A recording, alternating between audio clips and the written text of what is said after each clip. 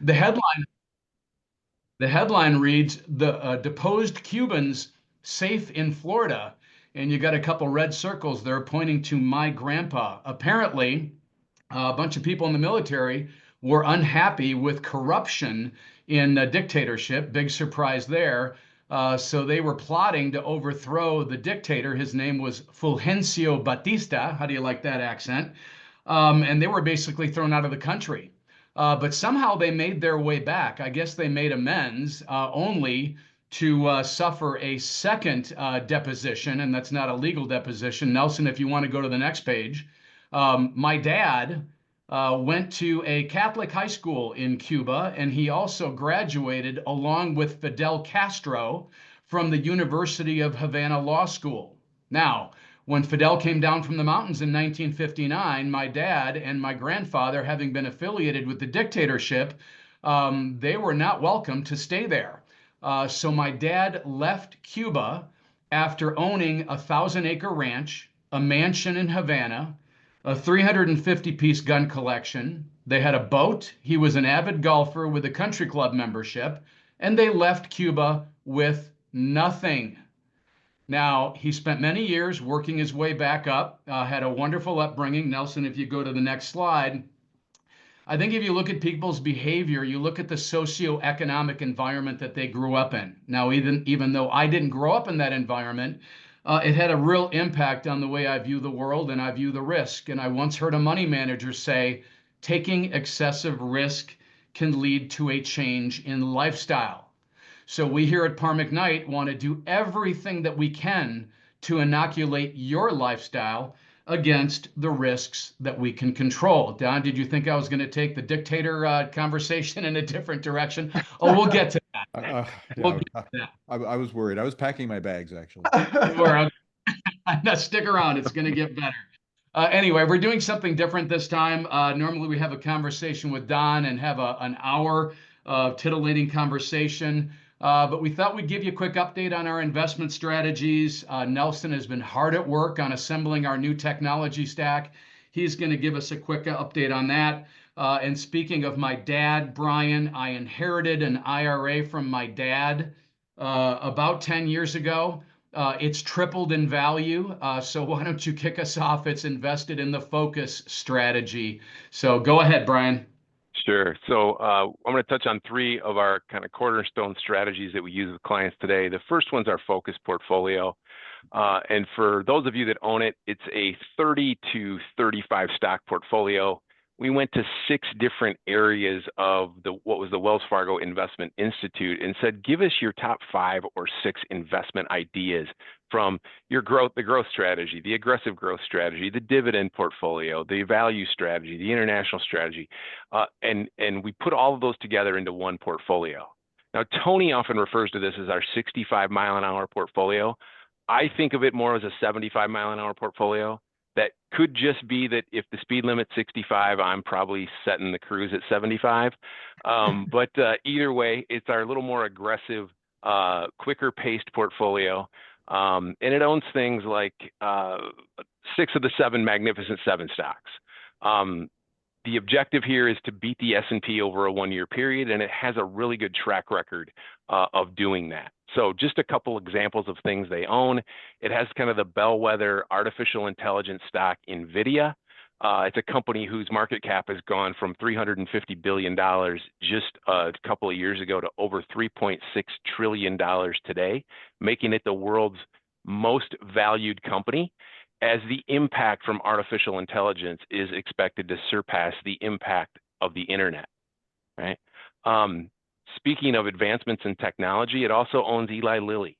Some of you have heard of GLP-1s and the obesity crisis in America, and this is the drugs that are helping people lose weight in a healthier way than ever before. This is a market that's expected to grow from $4.5 billion this year to over $150 billion a year by 2030.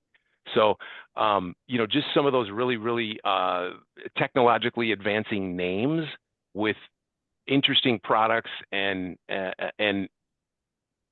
really good things that could potentially benefit all of humankind in our future. Now, it's just not a technology portfolio. It owns some other old line companies too. So you have kind of the old stodgy JP Morgan Chase Bank in there. You also own Warren Buffett's Berkshire Hathaway, right, which is a conglomeration of a lot of other companies, and is sitting currently on hundreds of billions of dollars of cash as they look for things to purchase. So that's our focus portfolio. Right. And Brian, we eat our own cooking here. My dad's IRA is invested in Focus. It's a little too zippy for my wife. My wife has our dividend stocks, and I call this our Swiss Army knife portfolio. You get some growth when the market's good. You get some income in the way of dividends, and these companies raise their dividends. So what's up with this portfolio? Yeah, so this is a few more holdings, can have anywhere from 40, 45, sometimes 50 names in the portfolio. It's companies that pay good dividends, but more importantly, it's companies that have a history of increasing their dividends over time.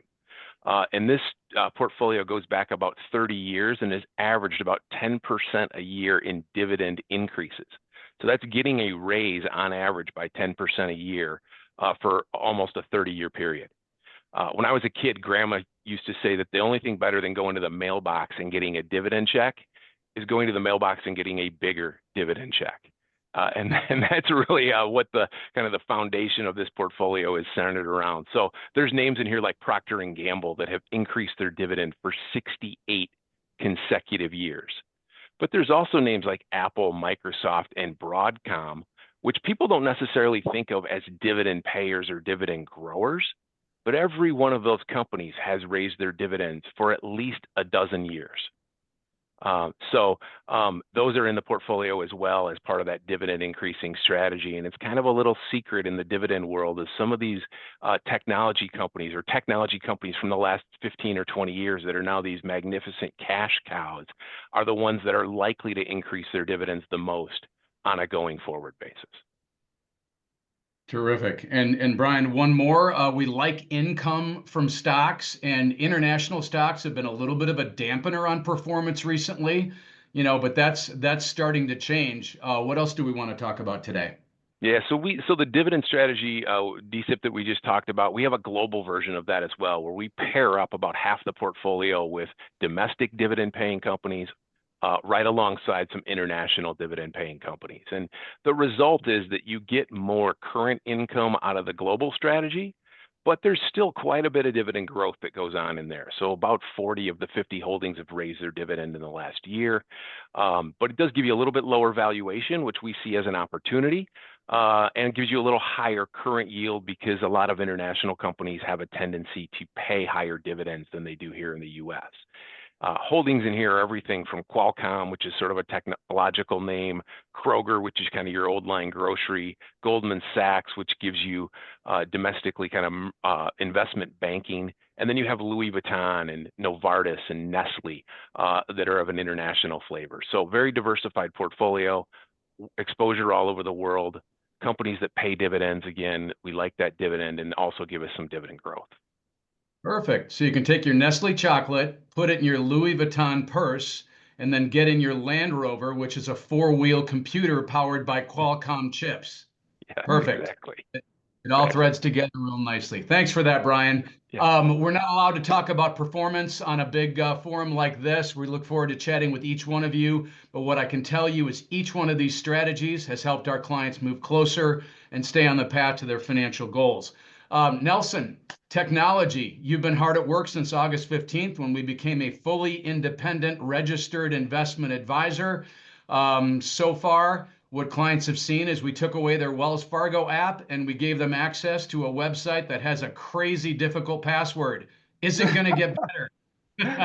Yeah, so thanks for that introduction, T. Technology is something that I'm really, really passionate about, and making our client experience, head and shoulders above what they previously, had as we were with Wells Fargo, I think is ultimately our goal.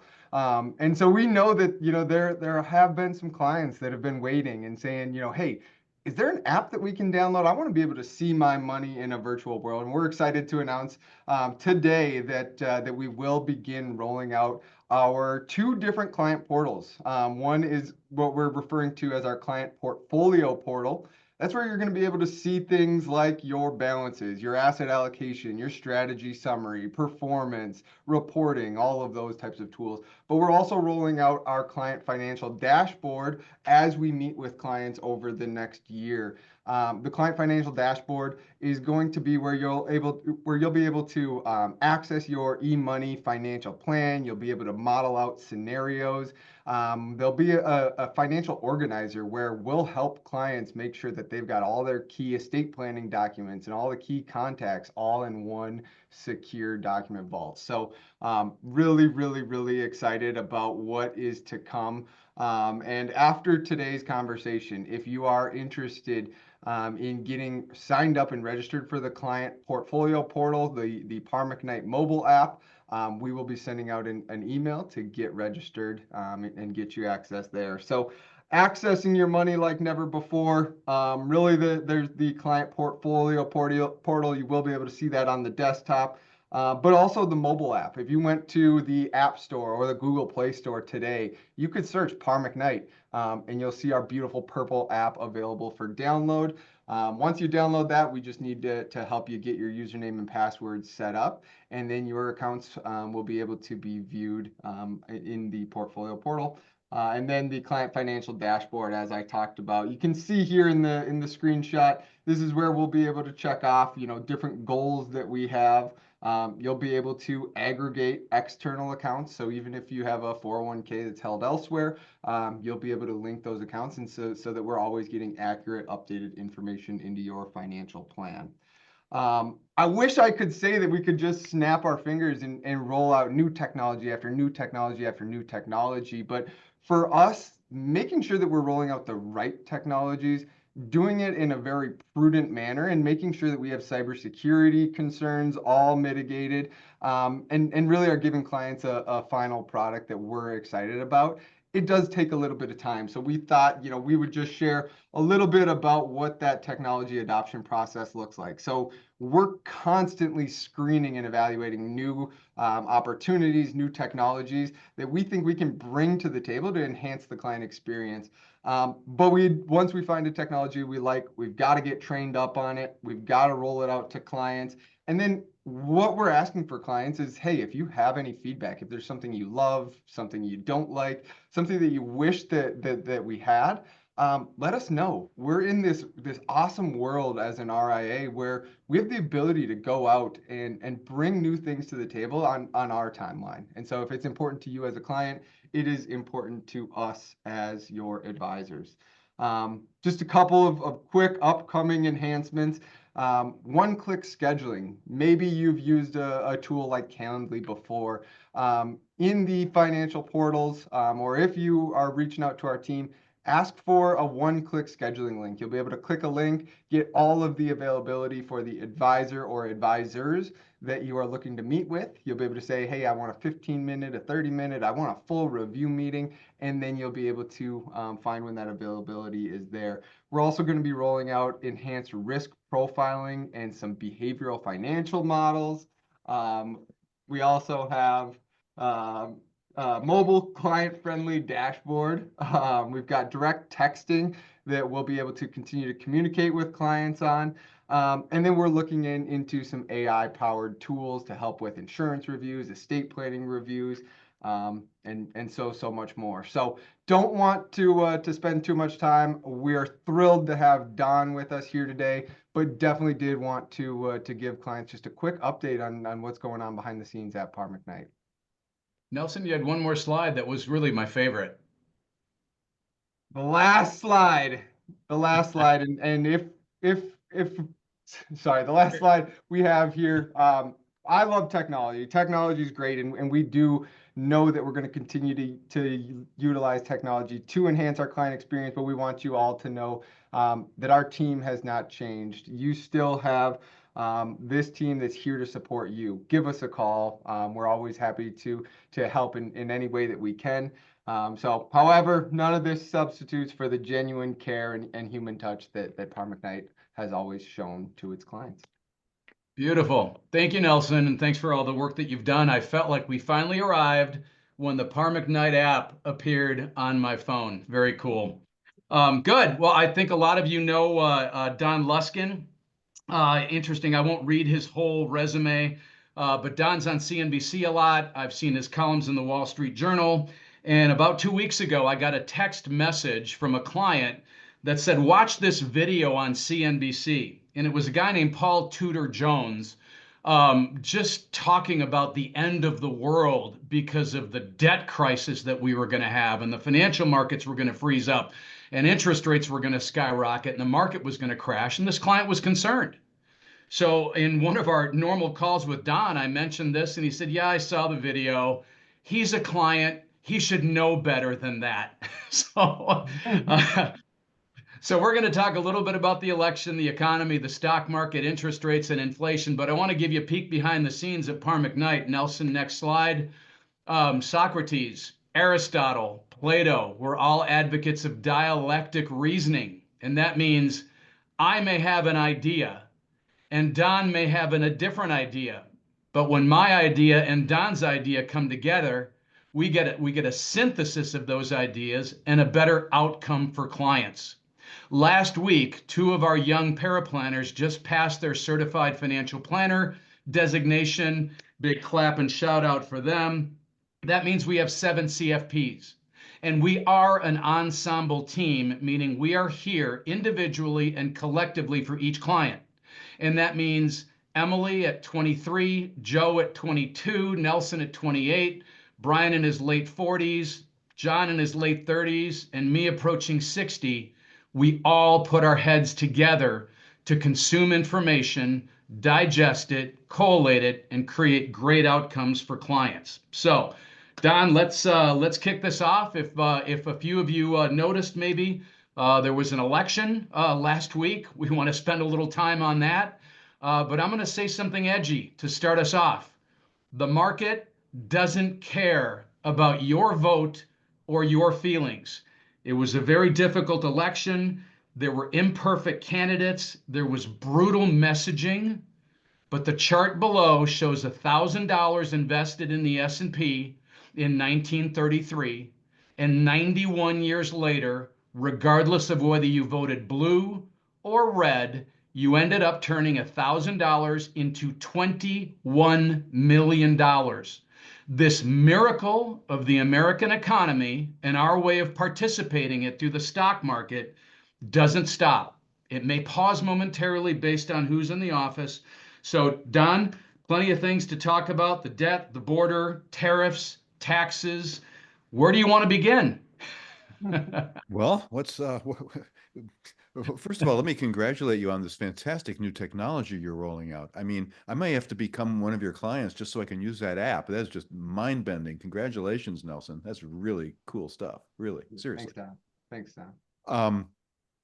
Well, I'd be happy just to respond to your prompts in the form of questions, Tony. But maybe the place to begin is just to say that a week now after the election, we're going to go through another sort of resetting of economic policy in various dimensions, some of it by legislation, some of it by executive order. It's going to touch the realms of immigration, which is an economic issue, sure, it's a social issue and a cultural issue, but I think what we should do here is confine ourselves to talking about it as an economic issue. Taxes, regulation, these are all things that we may have opinions about as citizens. We may have preferences. We may have social objectives for using these things to achieve what we consider to be our personal visions of what America ought to be.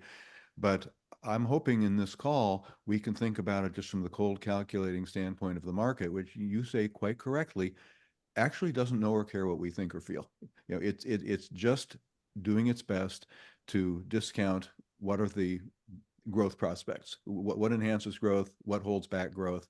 And so, let's try to defuse the political dialogue and talk about it very, very, very strictly in economic terms. One of the reasons it's so important is it's kind of a tradition in American life for most of the time, for one of the two parties to hold the White House for 8 years. That's really been broken up in this last cycle. So we've had, so Obama had 8 years, but then Trump had 4, Biden had 4, and now the Republican team is going to have another 4. I mean, there's just, no precedent in modern life for that kind of rapid change, especially at a time when it seems our nation is so divided, so that when you change from red team to blue team every 4 years, that means you are potentially facing some, pretty large economic policy resets every 4 years. So it's a time of uncertainty. And so can we talk about it from, in that framework? Yeah, no, absolutely, Don. And it'd be interesting to start out. I've got a visual on the debt. So let's not start with that. Can we talk about tax policy? Because Sure. 2017, there were some major policy changes with tax. Corporate taxes came down, the upper end of individual taxes came down, and I think a lot of our clients are wondering about the estate taxes that are going to sunset at the end of 2025. So let's start out with Right. tax policy. What do you see Okay. there? Right. So the Tax Cut and Jobs Act was signed by President Trump in one of the last days of 2017. It passed a very narrowly divided Congress where the Republicans only had 50 votes. So Vice President Pence had to cast a tie-breaking vote and do it under so-called reconciliation. The House passed it a little bit more easily, but it was a controversial bill, and its signature measure was the reduction of the tax assessed on corporations from 35%, which at the time was literally the highest in the world, down to 21%, which is about the median for the world. So we can say what we want, and different politicians with different agendas would say different things about who should bear what tax burden. But we do live in a global world where our corporations that were being taxed at 35% have to compete with, say, Chinese corporations taxed at 15% or Irish corporations taxed at 12%. So, do we feel like we're really giving our corporate team the best support on the global stage by taxing them more than anybody else? Okay, well, it seems like at least there's a good economic argument for lowering corporate taxes, and they did. Now, when you push legislation like that through a very narrow Congress, through this so-called reconciliation process, a lot of the bill has to sunset in over a period of years, and a lot of it does sunset. It goes away. It automatically reverts to the prior state at midnight on the last day of next year. So we're 13 and a half months away from that happening. That most important, most economically growth inspiring thing they did, which is to lower the corporate tax rate from the highest in the world, does not sunset. Mhm. So in the spirit of the way you introduced me, of trying to say, okay, let's pull back off the cliff, let's step away from the edge, let's not just believe everything people say on CNBC in order to get attention, even though they're dear friends and clients. Whatever happens to the tax code, the most important part that's created so much growth under 2 administrations for the last 7 years, the corporate tax rate, is going to stay. That's permanent, permanent, permanent, permanent. Now, what's not going to stay are many elements of the personal tax code that touch probably everybody on this call in multiple ways. Now, the top personal tax rate was reduced from 39.6% to 37%, and the income level at which you hit that top rate was raised. So not only did you pay a lower top rate, but you paid it on later stages of income. So that was a nice tax cut for the wealthiest Americans. There was also a tax cut for every American. Now, many Americans, sort of in the lower half of households in America, don't pay a lot of federal income taxes, but there are other elements of the tax code that definitely touch them. Everybody got a tax cut. Now, that's going to all revert back. That's a problem. It's a problem if you don't like paying higher taxes, because you will. But there's an offset, especially for the wealthiest among us, and we on this call, let's face it, we're all 1%ers, or we wouldn't be here. One of the things that happened in the 2017 tax bill is they put a $10,000 cap on the deductibility of your state income taxes and your property taxes. Now, depending on where you live, what kind of home you live in, what state you live in, depending on your tax rate, your property tax rate, how expensive a home you have, all that stuff, a very different impact from place to place, from person to person. So I'm speaking to you from Dallas, Texas, where we have a 0 state income tax. So it doesn't matter to me. I was never going to deduct state income taxes anyway because they're 0. On the other hand, I sure pay property taxes, and I'll bet you do too. So I don't get to deduct all of them. There's a $10,000 cap. Now, different states have different tax rates. Mine has 0. Hawaii, I think, has 13.5%. I believe, Tony, you told me the other day that Minnesota has a 10% tax rate. If you were in a state that, say, had a 4% tax rate, well, you'd rather the existing tax code stay in place where you're paying a lower top rate, but you don't get to deduct as much state tax. But as soon as your state tax rate is above about 6.75%, and I guess yours is in Minnesota, when this tax cut expires at the end of 2026, you're going to get a tax cut when the tax cuts expire. So in Minnesota, you're going to do just fine. You're going to do just fine because that deductibility of state taxes at a 10% rate is a very, very, very valuable thing to you. So I in Texas will get a tax hike, but you in Minnesota will get a tax cut. So across all of America, if you just average it out, if you average it out across all 50 states and the District of Columbia and across rich and poor, it turns out that the average effective tax rate goes up 1.6%.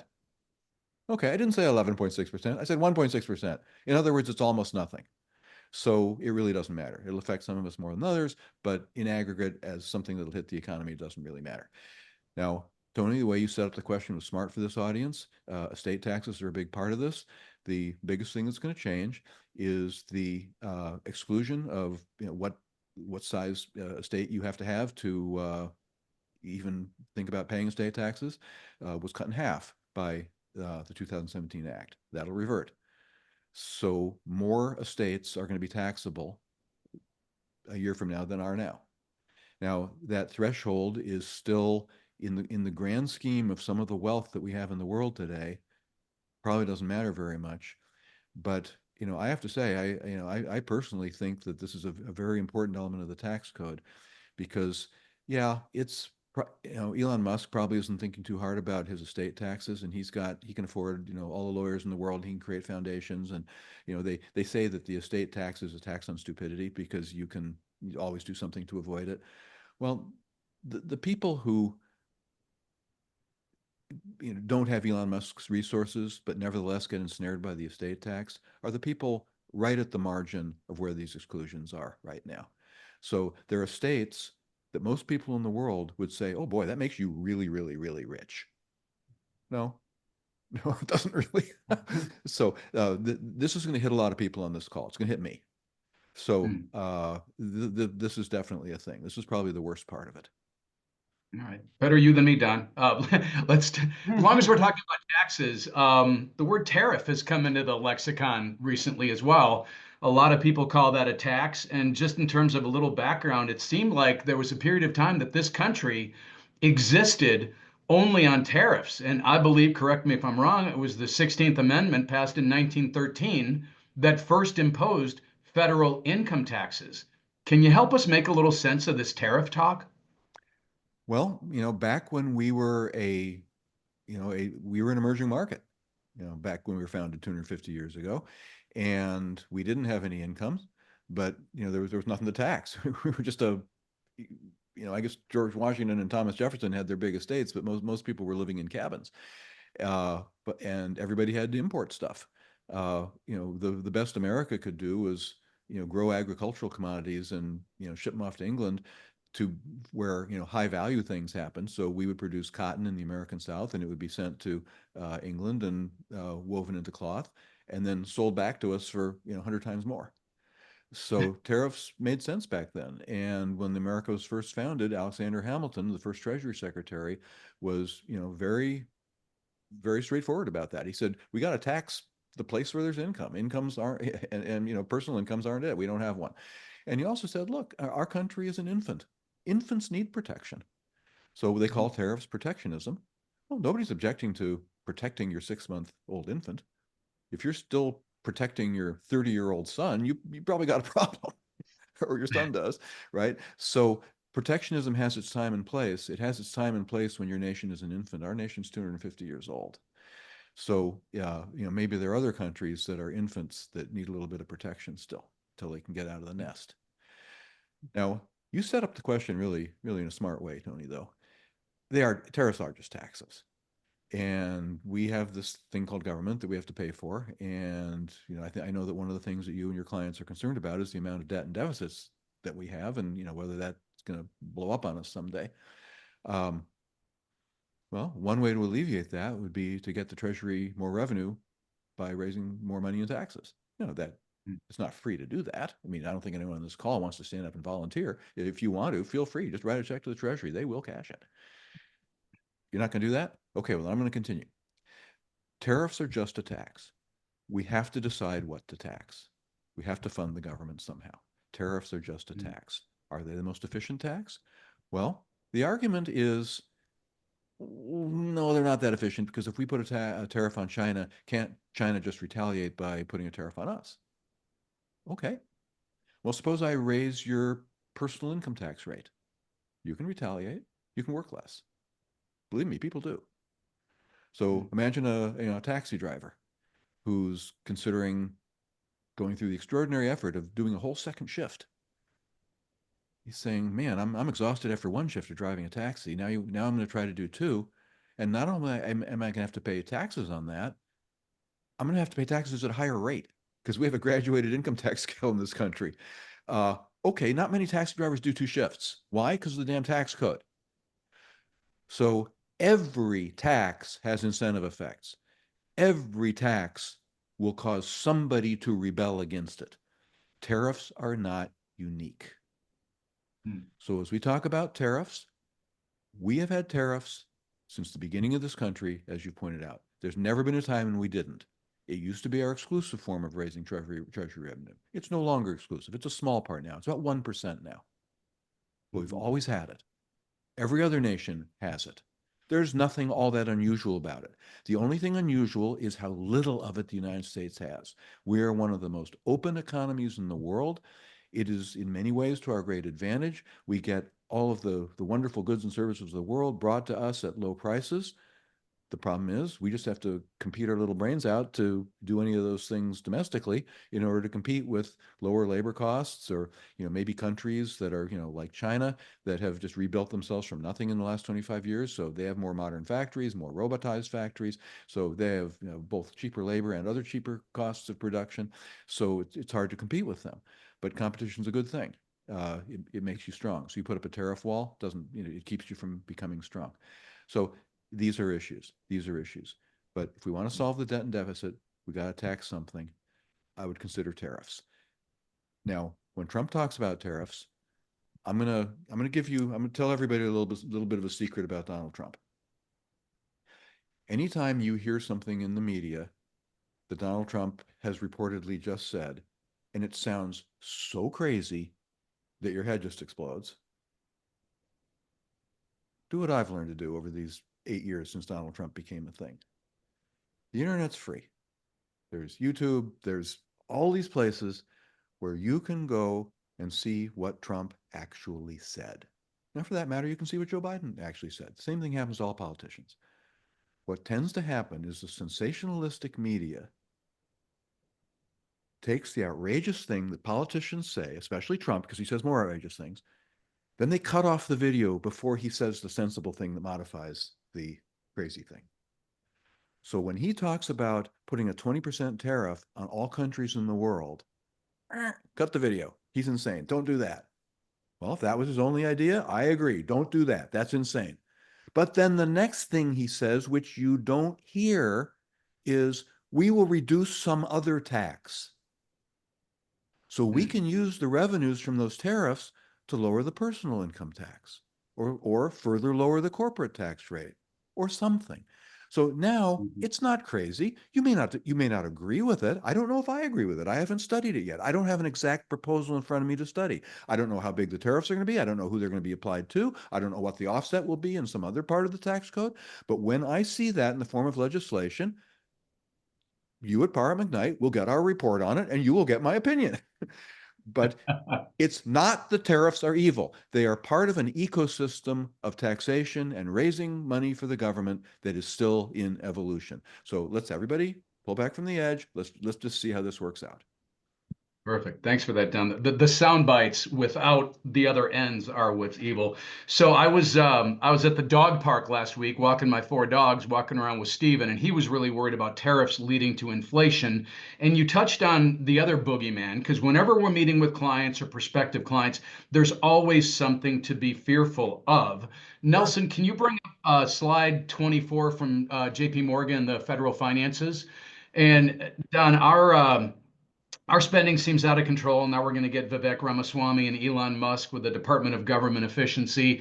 But I'd heard that if we just go back to government spending from 2020, it's $2 trillion less, and we eliminate the deficit there altogether.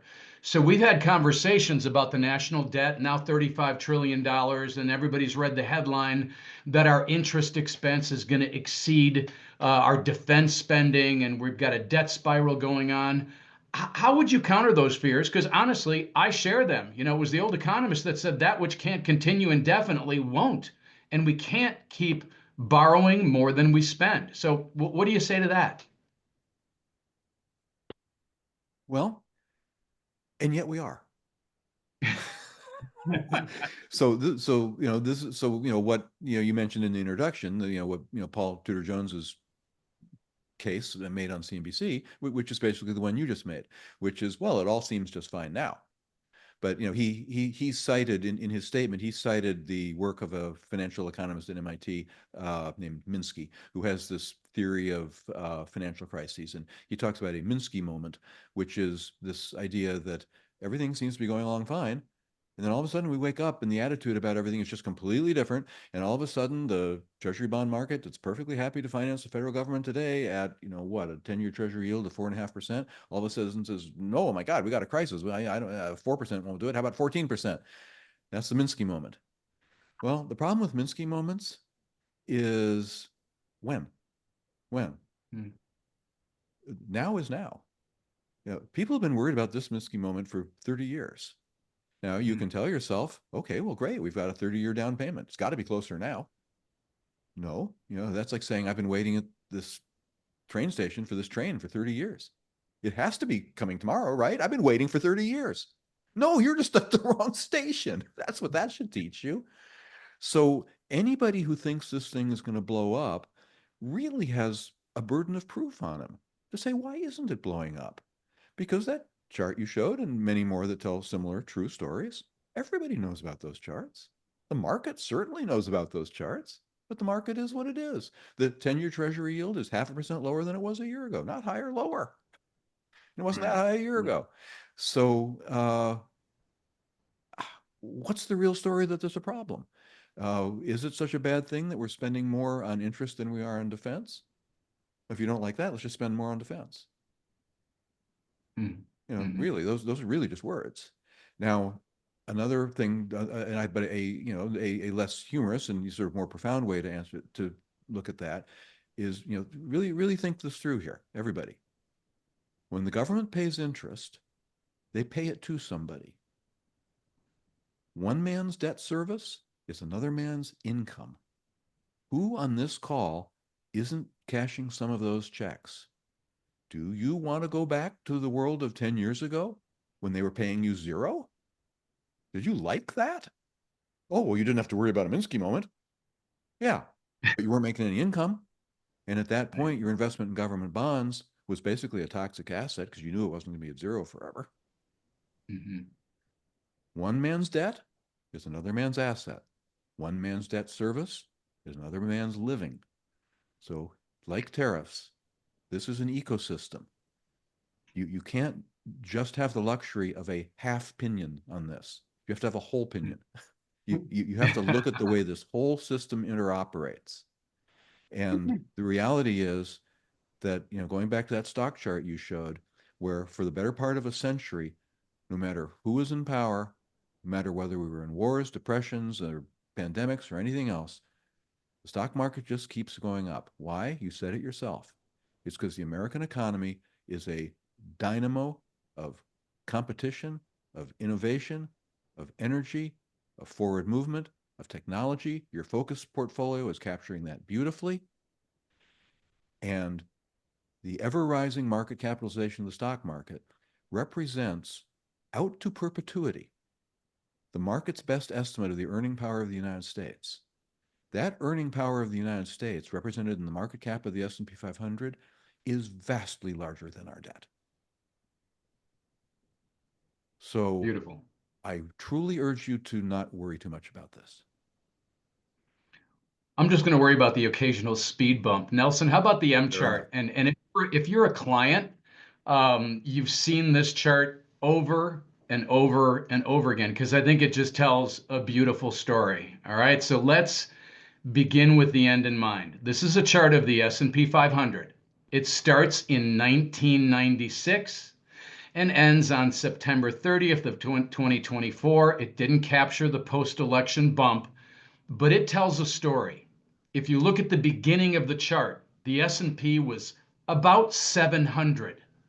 And today it's kissing right up against 6,000. That's just about a 10 bagger in 30 years. Now, we do hit a speed bump from time to time, and everybody says I can accept the volatility, but when it happens, it's a little bit of a different story because we have to contend with our emotions. Now, I've been an advisor for 37 years, and I remember very clearly what happened in 2000. And now it's AI and it's transformational, but it's different this time because these are real companies with real earnings. But when we get too carried away with the trend or the theme du jour, this is what happens. And I was a young advisor. I read a column called the Dick Davis Digest, and John Templeton said, this will end badly. So I was selling a precious metals fund and long-term zero coupon bonds. These were bonds that didn't pay any interest. And I got 3 people to buy them, and everybody else was day trading their way to ownership in a private island. So that's what happened in 2000. Now, Nelson, go back to the chart. I lived through this garbage also, the financial crisis. Nelson, go to the next page. I still have the newspapers of AIG going bankrupt, weekend shotgun marriages between brokerage firms and banks, stocks tumbling to new crisis lows. Scary stuff. Don, what's the boogeyman in your brain? I mean, are we just afraid of an unknown event at an unknown time where we're just going to have a bad year or a bad period from time to time? And we Sure. just got to ride this thing long term? Yeah. Well, I think you need to be not greedy about understanding why you invest in stocks. If you invest in stocks and you pursue the kind of strategies that and your focus portfolio is one thing, but your general strategy is one of very prudent, smart diversification. As diversified as you get, you can't be 100% diversified. You got to own the stock market, right? And okay, you can diversify that into the bond market, but that's just saying, okay, well, you got to own markets. So you will get paid for bearing the risk that you just couldn't diversify away. Mm-hmm. Now, that's work that you're doing. You're not getting paid because you're smart and handsome, although you are. You are getting paid because you've worked hard all your life and saved up your money and invested it in these prudent, diversified portfolios. You are getting paid for bearing risk. That means there is risk to be bared, because if there wasn't, you wouldn't get paid for it. So don't think that somehow investing in stocks is some kind of free lunch. That risk you're talking about, which almost by definition is unknowable in terms of what exact storyline it will be. Gee, will it be Lehman Brothers? Will it be petfoods.com? Will it be NVIDIA? Well, we don't know. The very fact that we don't know is why it's a risk. If we knew, it wouldn't be a risk. And we don't know when. That's a risk. That's why you get paid in this game. That's why you do this, because you're a big boy, because you can take risks, because you're an adult about that, because you're not greedy about it. Now, when one of those risks happen, and let's say, some of those crises that you showed on your chart, the first two all the way over to the left and the next one, so the dot-com bust and then the financial crisis. those two both saw a 50% plus decline in the S&P 500. Why? Because that was in the very pit of the risk when it was real obvious. You could just see the risks. Now, were you getting rewarded at that time? Well, you probably felt very punished because you just borne a 50% loss. But no, you were being rewarded because now you get to own securities at 50% of the price that they were just a year ago. So when the risk does come home to roost, we adults in the room get a great, great, great gift. So I urge you all to see it that way. Warren Buffett has his 3 C's. In a crisis, you need to have courage, cash, and conviction. And it's that last one when the headlines are blaring and MSNBC is forecasting, or CNN, MSNBC, Yeah. CNBC, all the BCs are forecasting the end of the world. It's really hard to belly up and say, I'm going to throw good money after bad. But when you see the long-term charts and you have to be convicted and No, you have to do good. that's the good money, right? It That's really good is. money. Because if you Yeah. buy it right, that's 90% of the battle. Yeah. Yep. Good, Don. Let's pivot a little bit here. A couple of years ago, you were showing charts of money supply growth. It's going to lead to inflation, and then you accurately predicted that inflation was going to come down. And it seemed like inflation and prices at the grocery store, Nelson, you know where I'm going now. That was pivotal in the election, and I couldn't find a better way to capture it than, where does America go eat? Probably once a week on average. I don't know how many billions have been served, Yeah. but look at how prices have surged since 2014. And a lot of this was on the tail end of that decade. The McChicken, medium fries, quarter pounder, all up over 100%. How much more expensive is what do you have, the barbecue bacon burger or something like that locally? And Yeah, the this Cowboy Bacon Burger. there you go. This is a Okay, long-winded this way is of Texas, everybody. You just have to forgive me. This is a long-winded way of saying, is inflation done? I mean, it's back to normal. We're not going to get back that 30% price increase despite some forecasts about deflation. What do you think here with regard to Yeah. inflation? Well, Name the those Yep, look, I'm gonna, fall on my sword here. I mean, you have to do that in this business. You get some right and you get some wrong. I was one of the guys saying that we'd have deflation by now. Well, we don't. That didn't happen. That was a bad prediction. I made that wrong prediction for perfectly principled reasons. I suppose there was some wishful thinking in it because those price increases that you showed, it'd be really nice if we could take some of those back. And statistically, we'd call that deflation. So, we got a decent enough CPI report just this morning. It came out just 4 or 5 hours ago, and it shows price level rising at levels that are very consistent with what we've gotten used to for most of our lives. And, that's fine. So inflation understood as a growth rate in prices is completely back to normal. So move along, folks. Except prices are up 30% in the last 3 years. We're not gonna get that back. That's just this giant pill you have to swallow. And the only thing you can do to comfort yourself is saying, okay, well, at least its growth rate is back to normal.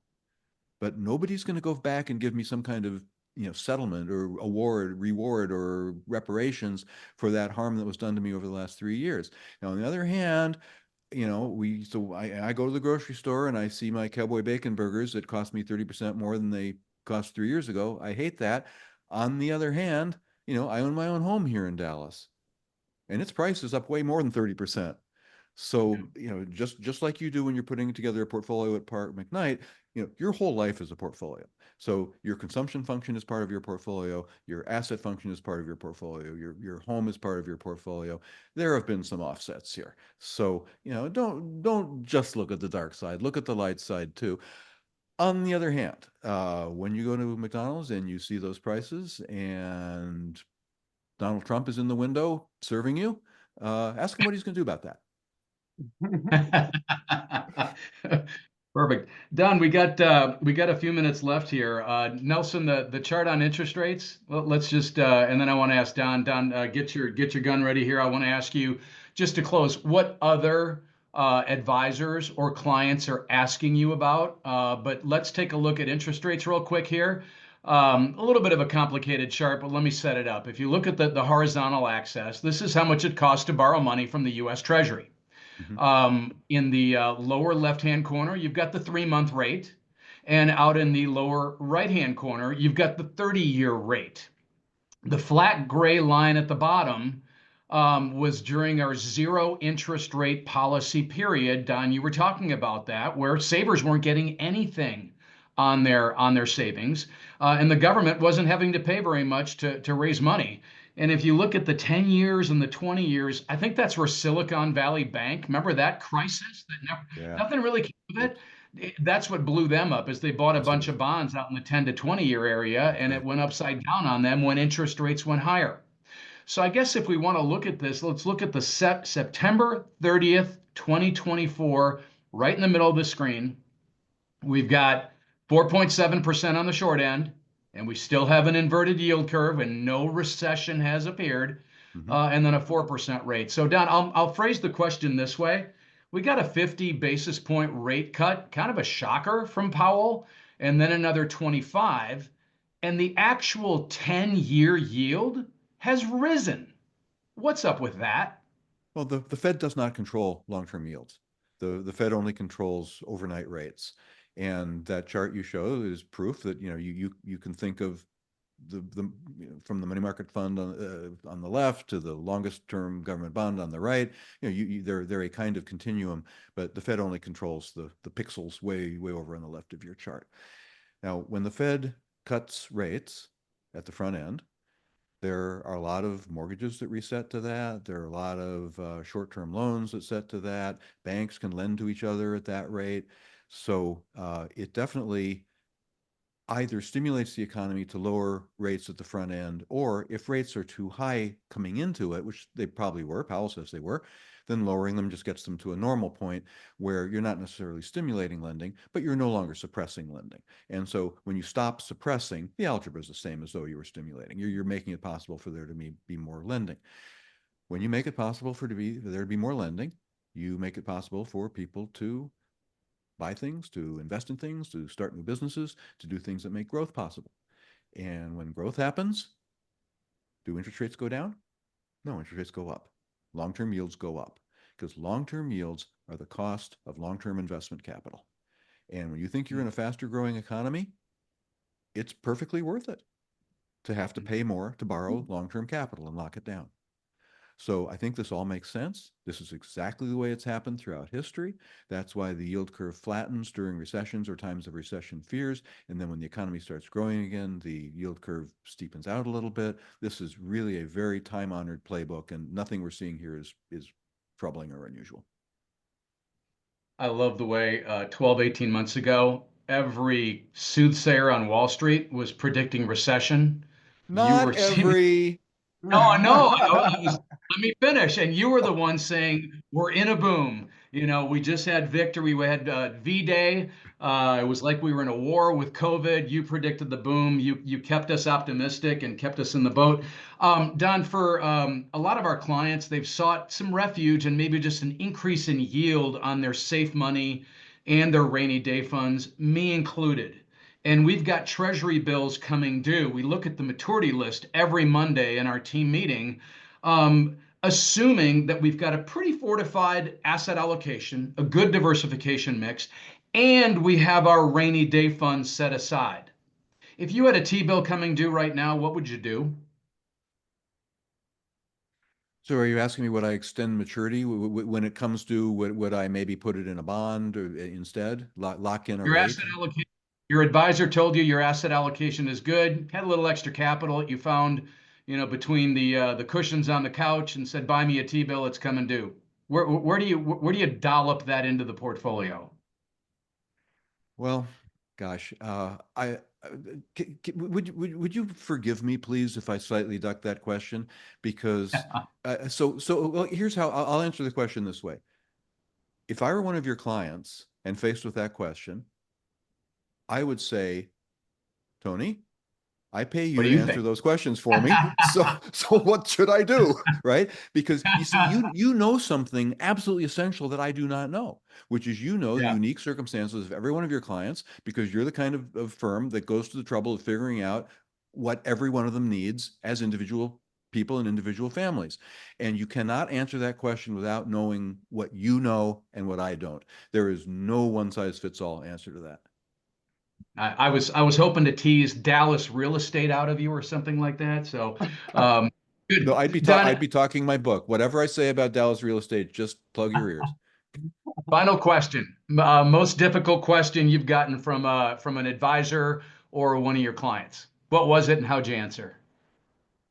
You've actually already asked them. The one that everybody wants to know is, should I be terrified about debts and deficits? And I find that as I give my sort of don't worry quite so much story about it, uh, I see, people nodding, but with, the kind of a funny expression when they nod. I believe these are deeply held beliefs that have to do with cultural orientations as much as economic orientations. So everybody quotes that famous line from Hamlet, neither a borrower nor a lender be. It's as though there is something just inherently risky or maybe even sinful about debt. It's just this thing you shouldn't do. It's like the 11th commandment. And in fact, there are some religions that prohibit it. Um, so I try to look at it with, pure heart and clear eyes. And when I answer that difficult question, I know there's just not one person in the room who believes me. Mm-hmm. Terrific, terrific. Well, Don, thanks for being with us. All of you, thanks for taking an hour over lunch. Brian, thanks for the great update. Nelson, the work you're doing on the tech stack is unbelievable. Elevate the client experience all the time, all the time. I will close by saying this. I think people's single biggest risk is deviating from that amazing plan we put together for all our clients. We tend to deviate from the plan when we're seeking emotional comfort in difficult times, or we get a little greedy when times are too good. So stick to the plan. We'll help you do that. Thanks for being with us. And we hope you use your wealth to truly experience a very full life. Thanks for being with us today. Thanks, Don. Thank you. Thanks, everyone.